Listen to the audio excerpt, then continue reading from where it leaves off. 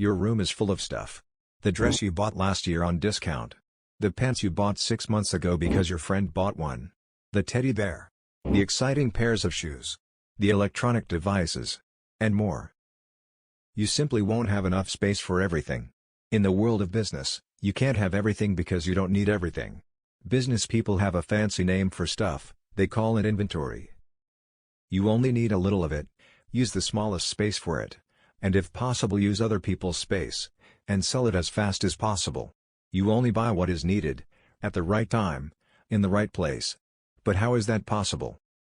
Watch this video to find out.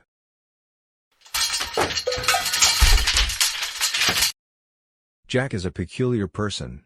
He keeps very little. He has a small sleeping mat that he can easily carry. Few pairs of pants, few shirts.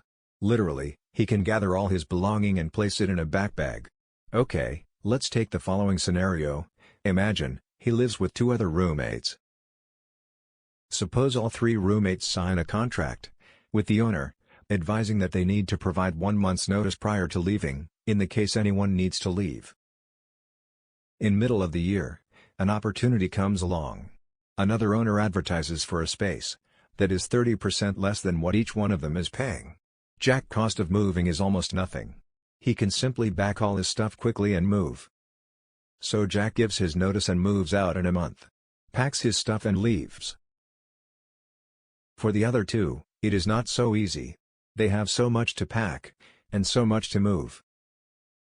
The moving cost alone is almost $500, which offsets any of the potential savings they can get. Jack represents what companies do, they keep little inventory, so they have more liquidity. In other words, no need to sell quickly at discounted prices. So when an opportunity arises, a company with little inventory can move faster to grab it. So the first key is? When we have less inventory, we have less inertia to movement, we are faster to seize opportunity. Have you tried to walk a dog with a really long leash? The first problem you might encounter is that the leash can easily get tangled. Second problem, it takes longer for you to feel the pull from the dog. If the dog wants to speed up, it will take you longer to take notice, since the rope is longer. There is always a small delay between you and the dog. With a shorter leash, it is more difficult for the leash to get tangled. You will feel the fluid movement of the dog much faster. You can get a feel when the dog wants to stop, run, or turn. Ultimately, you are in better tune with the movements of the dog. In business, we can think of the dog as the market demand. The leash is the inventory you keep. And the dog walker as the company. Key 2, small inventory keeps you in close contact with the market. Dave and Julie have a rule in their house. You wash your own plate after use. Very simple, if you use a plate, then you have to wash it right away. But here comes Christmas. Children and grandchildren visit and stay over for a week. The population of the house goes from 2 to 8. At the very start of the visit, Julie tells all the guests, the rule: if you use a plate, then wash it. But it all breaks down. Plates remain dirty in the sink, and even worse, dirty dishes are left on the dinner table. What is going on? Why doesn't the rule work anymore? Well, when they were only 2 people in the house, it was easy to carry out the rule. Dave and Julie had their meals around the same time. If one of them did not wash the plate, it would be obvious to the other person. Because they are in each other's face all the time.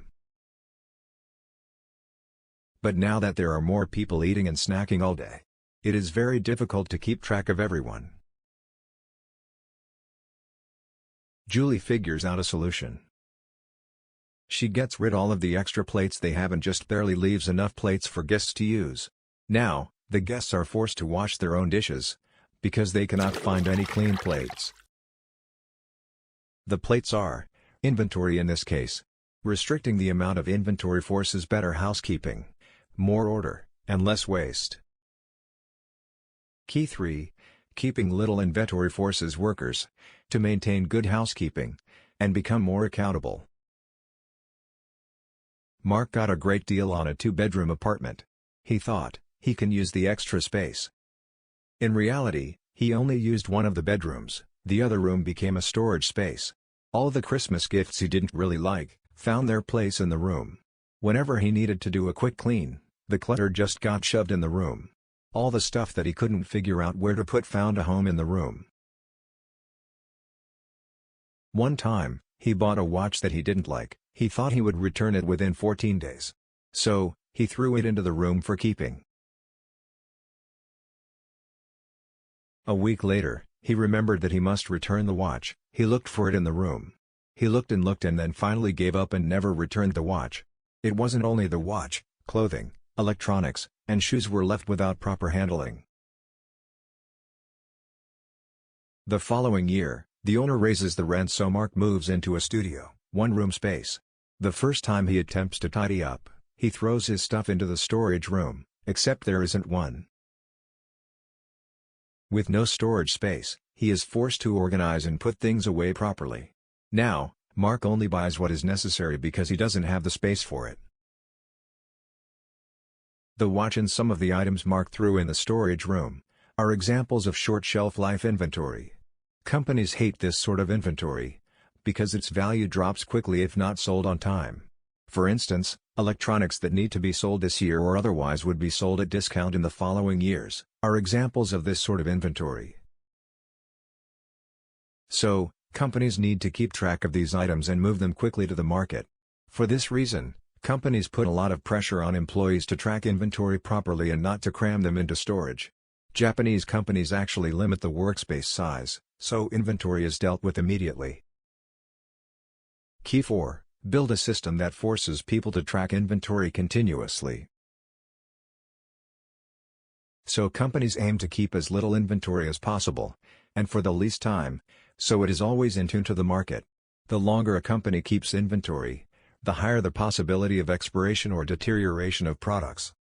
So world-class companies are always watching the level of their inventory, always looking for ways to reduce it. So shouldn't you be doing the same thing to your stuff? Thanks for watching. By the way, it would be kind of cool if you subscribe.